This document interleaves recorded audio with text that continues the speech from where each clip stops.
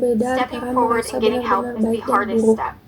We're hoping that this law can help Sama with that. seperti hari yang This diberikan not ibu only saya will ketika start saya teaching masih kids young kecil. how to take care of themselves and practice self-care and stress management, but it could also Jadi selama literally save beberapa lives. bulan Now berikutnya, students from multiple other states kami are also melobi dan trying to pass these meneliti laws. dan I'm currently berkampanye working untuk with students in both California and pengajuan Colorado to do the same because we dan believe that students pada everywhere deserve bulan a chance to Juni feel better. 2019 itu Aside telah from all the ditandatangani practical menjadi reasons, aturan. technicalities, House Bill 2191 is really special because of the Tepuk core tangan. concept behind it, that physical and mental health are equal and should be treated as such.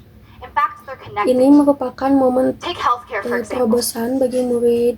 Think about CPR. If you were put in a situation where you had to administer Begini contoh CPR, bagaimana would aturan you ini know at berlaku least a saat little ini. bit of Salah what to seorang do? murid Think to mengalami yourself. 1 bulan.